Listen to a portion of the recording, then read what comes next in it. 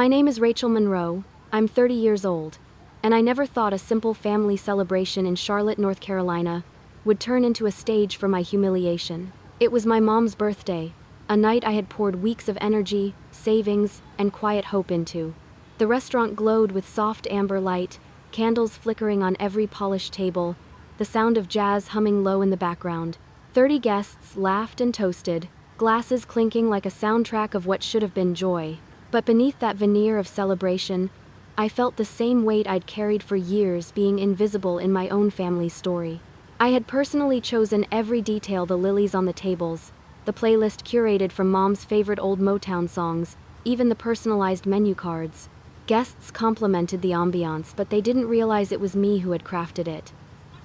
I moved through the room quietly, greeting people with a smile that never quite reached my eyes. I wasn't the daughter that got celebrated. I was the one who set the stage for others.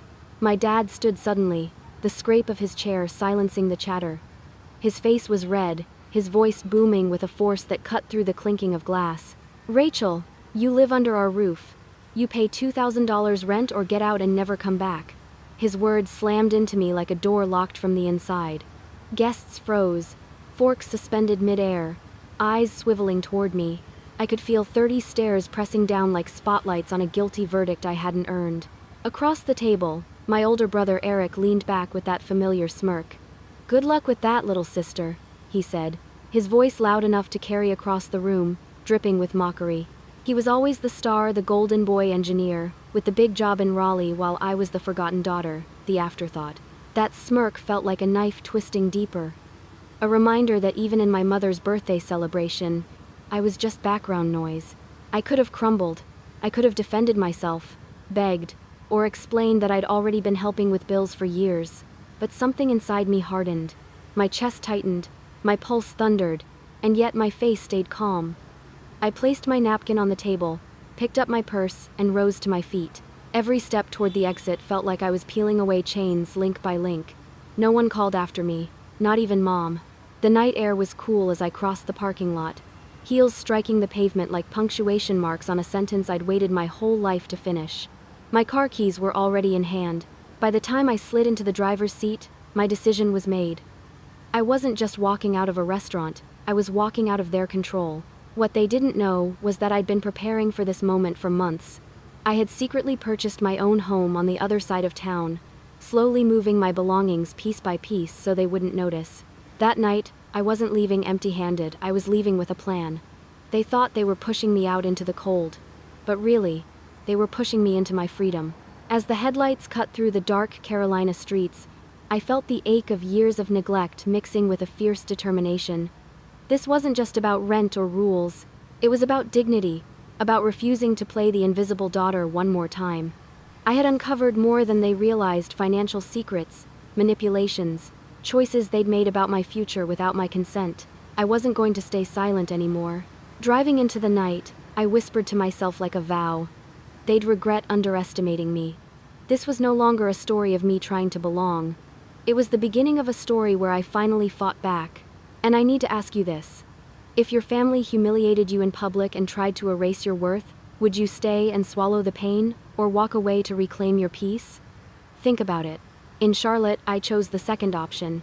What would you do? 2 hours before the blow-up, the dining room at Harbor and Hearth in uptown Charlotte looked like a memory I had choreographed frame by frame. The hostess set out the last of the heavy crystal, while I double-checked the seating chart I'd sketched on a legal pad, lines and arrows crossing like a subway map. I had called this place every afternoon for 3 weeks, negotiated the prefix, and rushed over on my lunch breaks to make sure the lilies, not roses, would anchor each centerpiece. Mom always said lilies smelled like clean linen. I wanted that freshness, a reset for her and maybe for me. When guests began arriving, I stood near the entrance with a clipboard the manager had handed me. "Since you seem to know everything," he joked. The first couple through the door smiled past me. "Are you the event planner?" the man asked, eyes already wandering toward the bar. I laughed politely and shook my head. "Daughter," I said. He nodded like he hadn't heard. Even the server balancing a tray murmured, "Excuse me, didn't see you there," as he brushed past. The room kept filling. Cousins, Dad's work friends, church ladies with metallic clutch purses. their voices braided into the kind of cheerful noise people post to their stories and caption, "Family." At the head of the long table, Dad rested a possessive hand on Eric's shoulder while telling the same story twice about a bridge Eric designed outside Raleigh. Mom beamed, that proud tilt of her head reserved for him. I wasn't angry, just aware. This was the choreography I no longer fit. My name slipped around the room like a rumor. Rachel became Rach, then Katie, then Honey, whatever made other people comfortable. The seating chart I had sweated over put me at the far end by the service station. An accident, the hostess promised. It felt like a thesis. I kept the night on its rails, checked with the kitchen, adjusted the playlist when the sax solo got too mournful, swapped the draft beer for a lighter lager when Aunt June complained about bitterness. When Mom opened gifts, a hush fell the way it does before a hymn. My card, carefully lettered, waited at the edge of the pile while the room oohed at Eric's smart frame that syncs to your phone. No one asked who paid the deposit or chose the menu. That's the American family bargain sometimes. The competent daughter disappears into the labor that makes things nice. If you've ever felt invisible in a room you built, you know the shape of it, a heat behind the ribs, a breath you keep forgetting to take. I watched a cousin I hadn't seen in years wave his phone at Eric, asking about crypto and work-life balance.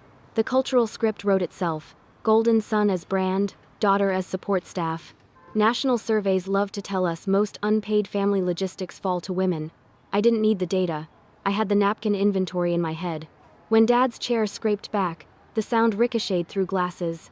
He stood, cheeks flushed the shade of the house pinot.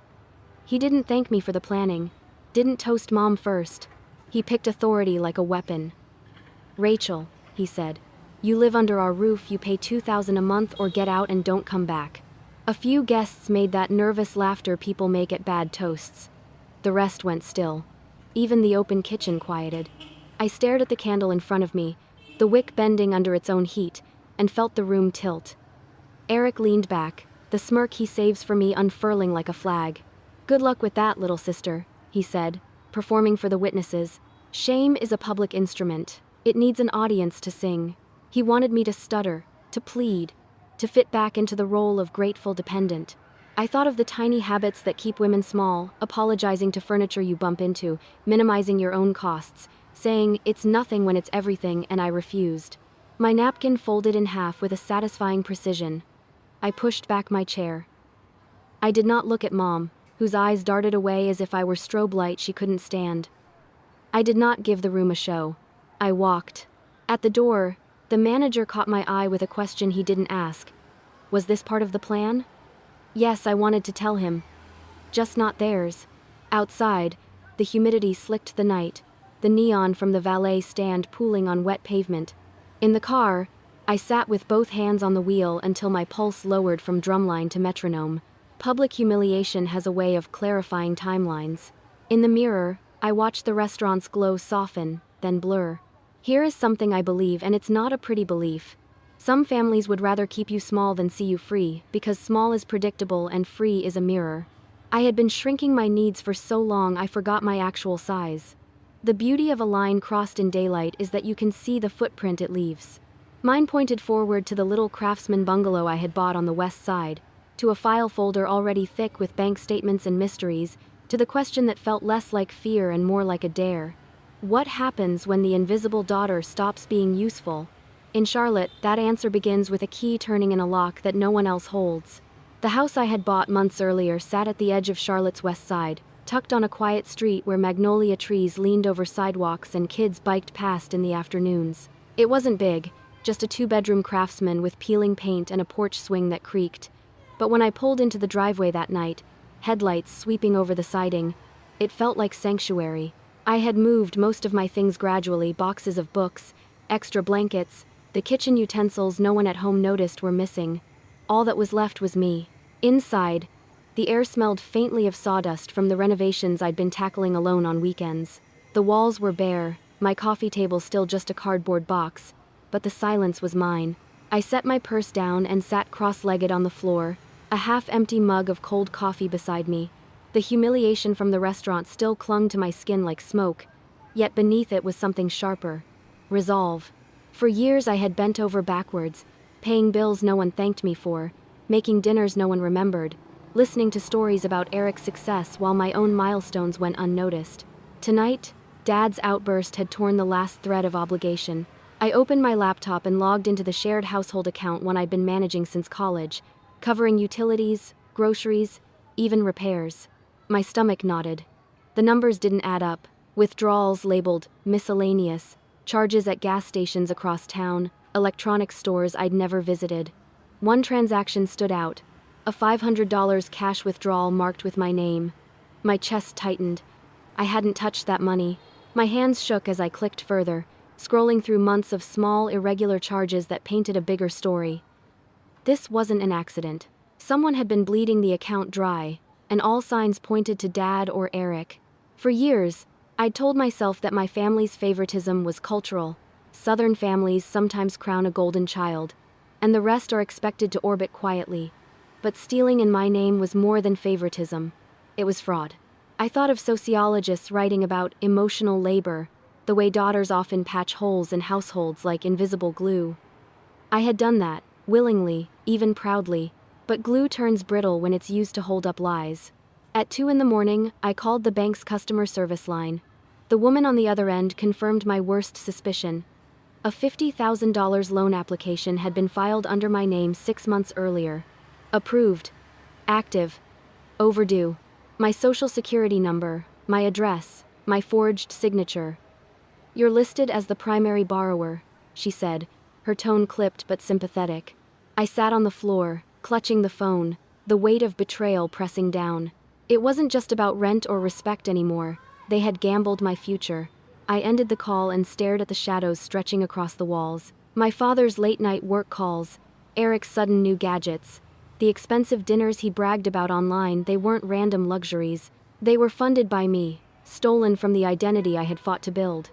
Rage flared, but beneath it was a surprising calm. For once, I wasn't powerless. Evidence was a weapon, and I had a trail of it. The next morning, I brewed coffee in the little kitchen I had painted mint green, the smell filling the empty house. I dialed my lawyer friend from college, a woman named Melissa who had always told me, "Don't let anyone write your story for you."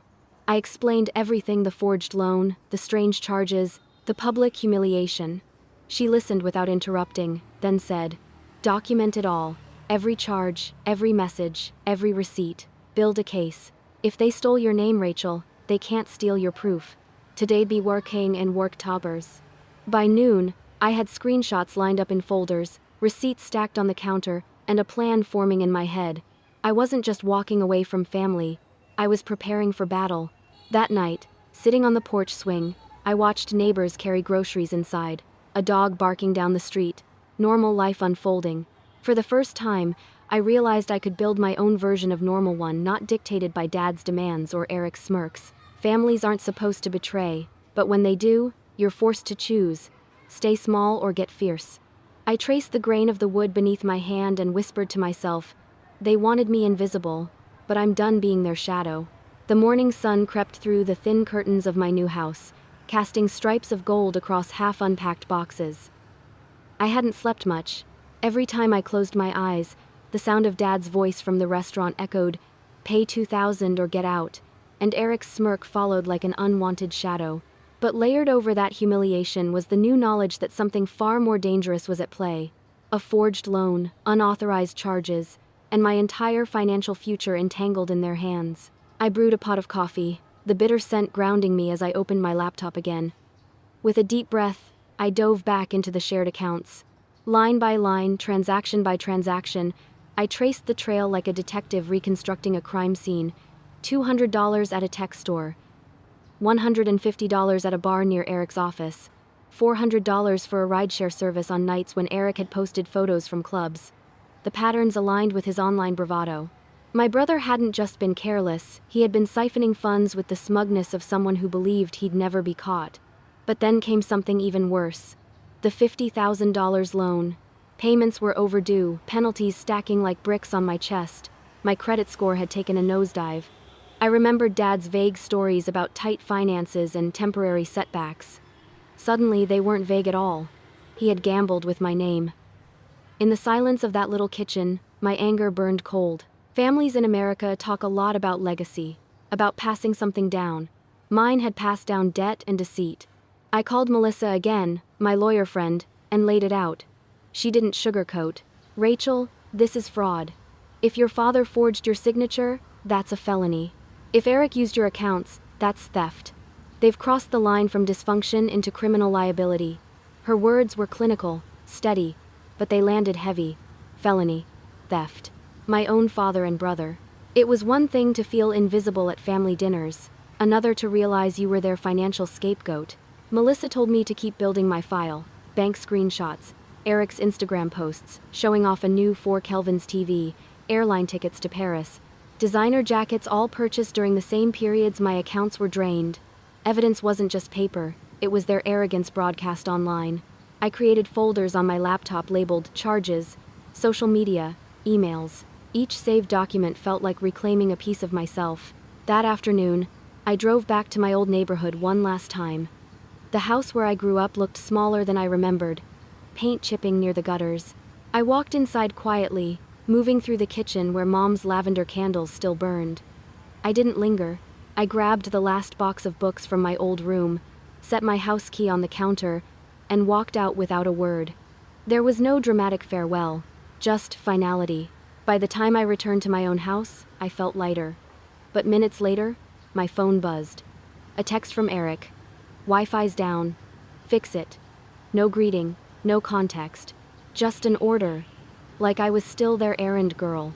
For years, I would have dropped everything to drive across town, to patch things up, to be the fixer. Not anymore. I typed back 2 words, not my problem. Then I blocked his number. That night, I sat on my porch with the evidence folder on my lap. I thought of all the years I had paid their bills, covered their mistakes, believed that one day they might notice my effort. Instead, they used my name as collateral. I realized then that love without respect isn't love, it's a leash. And I wasn't wearing it anymore. But freedom carried a cost. I could take them to court, expose their lies, or I could walk away and build my life in silence. Both choices meant something permanent. As cicadas buzzed in the North Carolina night, I whispered into the dark, "They think I'm still their safety net. They're about to find out I'm not." 2 days after I cut ties, I sat at my kitchen table surrounded by papers. The glow of my laptop lit the room. As bank alerts kept popping up like flashing red sirens, another attempt at a charge $2,300 at an electronics store, then $1,800 for airline tickets to Paris. My jaw clenched. I had frozen the account, yet somehow, transactions were still slipping through. I dug deeper, heart pounding, eyes darting between receipts and Eric's social media. There it was, a post of him standing in his apartment next to a brand new 4 Kelvin's television, captioned "Living Large." Another photo a week later, passport in hand, bragging about European adventures. Every post, every boast lined up with the stolen money. He wasn't even hiding it. He was flaunting it, using my name like his personal bank card. I sat back in my chair, the weight of years pressing down. Dad with his forged loan, Eric with his reckless spending, Mom watching silently as if her silence absolved her. Families are supposed to protect, but mine had built a trap with my own information. For the first time, I felt not sadness but clarity. I wasn't just Rachel, the overlooked daughter. I was a woman, holding evidence that could unravel them. I opened a blank email and began typing. My fingers moved fast, steady. "Dad, Mom, Eric," I wrote. "I've found unauthorized charges on our shared account. $2,300 for a television, $1,800 for plane tickets, plus more. This stops now. If it doesn't, I will pursue legal action for fraud and misuse of funds." I attached screenshots of every transaction, lined up with dates, amounts, and Eric's smug posts. Proof they couldn't deny. My pulse raced as I hit send. It wasn't just an email, it was a line in the sand. An hour later, my phone buzzed not with a reply, but with a notification from social media. Eric had posted publicly, "Some people are so selfish. Abandoning family over a few bucks? Guess who thinks they're too good for us now?" He didn't tag me, but the implication was obvious. Comments piled in from his friends calling me ungrateful, disloyal, a traitor. Each word was a match thrown onto a pile of dry leaves. My stomach twisted, but I refused to flinch. If he wanted to shame me online, I'd let his arrogance become part of my evidence. I took screenshots of everything, the post, the comments, the timestamps. I created a new folder labeled public. Melissa's words echoed in my head. Document it all. By the time I closed the laptop, I had a case file no judge could ignore. Fraud, forgery, theft, and now, public harassment. That evening, the knock at my door startled me. I peered through the peephole and saw Aunt Nancy standing there, her face drawn, holding a thick envelope. She rarely visited without warning. My pulse quickened as I opened the door. She stepped inside quietly, eyes scanning the papers scattered across my table. "Rachel, we need to talk," she said, voice low but urgent. She slid the envelope toward me and sat down. "You deserve to know the truth," she whispered. Inside were documents I had never seen before. A letter from a tech company in Raleigh dated last year, offering me a senior analyst position. Salary, benefits, everything I had dreamed of. My breath caught. I had never received it. Nancy's eyes burned with anger. "Your dad and Eric intercepted it. They declined on your behalf. They didn't want you leaving their control." I flipped through the papers, my hands trembling. There were emails, too, one from Dad declining the offer, another from Eric urging him to keep her in line. Betrayal was one thing, sabotaging my future was another. Nancy leaned forward, her voice firm. "Your grandmother saw this coming. She worried about how Thomas and Patricia favored Eric. She left you something in her will, but your father kept it buried. This," she pointed to the documents, "is your leverage." For years, I thought my invisibility was my burden alone. But here it was, proof that they had erased opportunities before I even knew they existed. Proof that my grandmother, the one person who had always listened, had tried to protect me. That night, I sat alone with the envelope in my lap, tears stinging my eyes but a fire burning in my chest. They hadn't just taken my money, they had stolen my future. But now, thanks to Nancy, I had something stronger than anger. I had evidence and legacy on my side. The following morning, the city felt different. The air was brisk, the kind of North Carolina autumn that smells faintly of pine and damp leaves. But it was more than weather. I felt the shift inside me. I wasn't the humiliated daughter skulking away from a birthday dinner anymore. I was a woman holding an arsenal of evidence, documents that proved my family's betrayal wasn't just emotional but criminal. I called Melissa, my lawyer friend, and told her about Aunt Nancy's visit. The job offer intercepted, the emails where Dad and Eric plotted to keep me in line. She listened in silence, then said firmly, "Rachel, you don't just have a case, you have leverage. This isn't about one loan or a few charges. This is systemic, a pattern of control. We can build something airtight." Her confidence steadied me like a hand on my shoulder. By noon, I was at her office, a modest brick building near the courthouse. I spread everything across her desk. Bank statements, Eric's social media posts, Dad's forged loan, the intercepted job offer, and the copy of Grandma's will that Nancy had given me. Melissa's eyes sharpened as she pieced it together. "This isn't only financial abuse," she said. "This is identity theft, forgery, fraud, and intentional sabotage. Courts take this seriously. And the will gives us even more grounds." Finks-haired, I leaned back in the chair, exhaustion seeping into my bones. But for the first time in years, I felt like I wasn't fighting alone. Melissa handed me a draft for a cease and desist letter, strong and unyielding. It demanded repayment, the end of all fraudulent activity, and warned of full legal action if they so much as attempted to use my name again. Signing it felt like hammering a nail into a coffin. That evening, I delivered the letter myself. I drove to my parents' house, the one I had once called home. The lavender candles still burned faintly from Mom's kitchen, but the air inside felt heavier now, like a stage awaiting judgment. Dad sat with his newspaper, Mom fussed with dinner, Eric sprawled with his phone. When they saw me, their faces flickered with a mix of surprise and irritation. I didn't sit. I placed the folder of evidence and the cease and desist letter on the coffee table, its thud echoing louder than my voice. "We need to talk," I said evenly. I laid it all out, screenshots, forged signatures, receipts, intercepted job offers. Every lie, every theft, every stolen chance. Their silence was deafening. Dad's jaw clenched. Mom's eyes darted anywhere but me. Eric smirked until I pulled out his Paris plane tickets tied directly to our frozen account. His smirk faltered then, but he covered it with a laugh. "You're blowing this out of proportion," he sneered. I stood taller. "This ends now," I said, my voice low and steady. "If you touch my accounts, my credit, or my future again, I'll take you to court. Fraud, forgery, theft, it's all documented. I'm done being your safety net."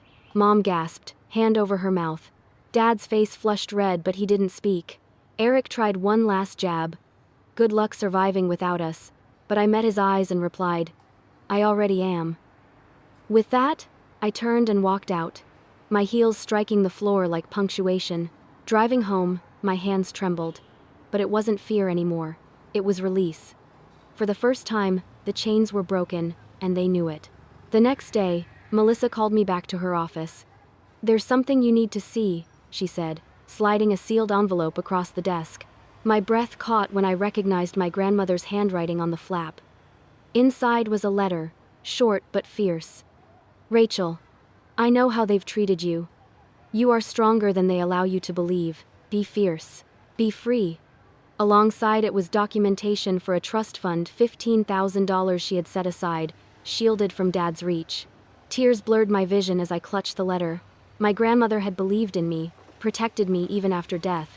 That money wasn't just survival. It was seed for a future they could never control. That night, I lit a candle in my own little kitchen, the letter propped against the salt shaker. The flame flickered, steady and alive, just like me. My family thought they had written my story, but Grandma's voice cut through. "Be fierce. Be free."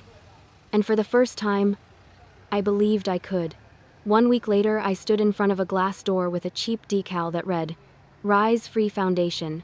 The name had come to me the moment I read Grandma's letter, her words, "Be fierce, be free," echoed until I knew what I had to do.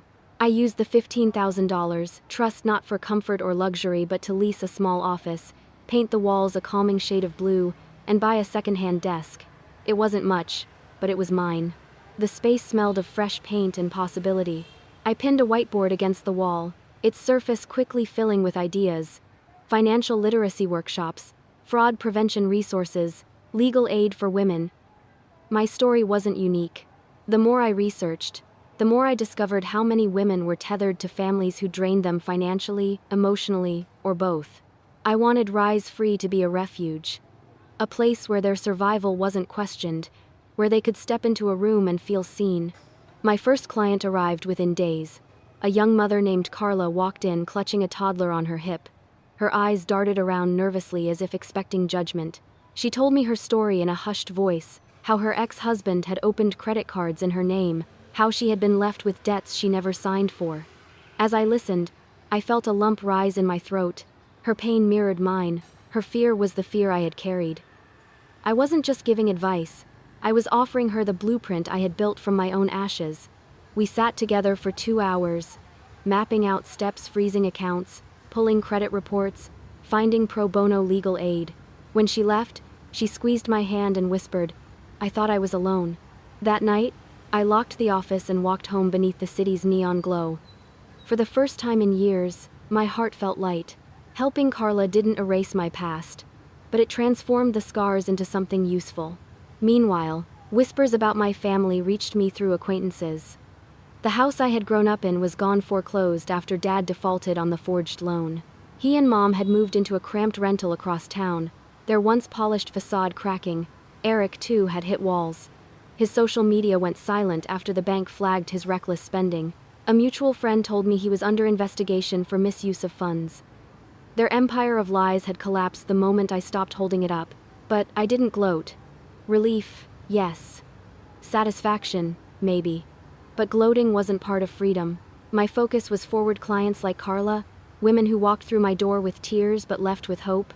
Each thank you note pinned on my bulletin board was proof I was building something bigger than revenge. Still, on quiet nights, I thought about the dinner that started it all, the sting of Dad's ultimatum, the way the room went silent as if I were a stranger. I remembered Eric's smirk, Mom's refusal to meet my eyes. Those images didn't haunt me anymore, but they shaped me. They reminded me that sometimes family isn't who you're born to, it's who stands with you when your world fractures. One evening, as I filed paperwork at the office, I caught my reflection in the window. For the first time, I saw someone who wasn't invisible. Not the forgotten daughter, not the scapegoat, but a woman who had carved her own life from betrayal. My grandmother's words whispered back, steady and clear. Be fierce, be free. 3 weeks later, I unlocked the office door to find sunlight spilling across the floorboards, warming stacks of folders and a vase of lilies I'd bought for myself. The quiet hum of the city outside contrasted with the calm inside, a space that had grown into more than just 4 rented walls. Rise Free now had 2 counselors and a financial advisor volunteering their time. We held workshops on budgeting, guided women through untangling fraudulent accounts, and offered support groups where silence turned into solidarity. I wasn't the invisible daughter anymore. Every thank you note taped to the wall was proof. One woman had written, "You helped me believe I wasn't crazy." Another, "I finally feel free." Their words stitched into me, stronger than any family approval I had chased in the past. News of my parents filtered in through neighbors. They were living in a small rental, struggling with bills after the foreclosure. Eric was under official investigation, his arrogance stripped bare. Once, that knowledge would have filled me with bitterness. Now, it was simply quiet justice. Their downfall wasn't my victory, it was the natural consequence of choices they made without me. On a Friday evening, I sat at my desk staring at my grandmother's letter, edges worn from how often I unfolded it. Be fierce, be free. I whispered the words aloud, a mantra that had carried me here. Grandma had seen my strength before I did, and now I honored her not by clinging to revenge, but by building a life that mattered. As the sun dipped behind Charlotte's skyline, I realized the greatest revenge wasn't in court papers or frozen accounts, it was in peace. In claiming the dignity they tried to strip away, in helping others walk the same path to freedom. So I'll leave you with this. When your own family betrays you, do you let the betrayal define you, or do you transform it into a foundation no one can shake? Here in Charlotte, I chose transformation. What would you choose?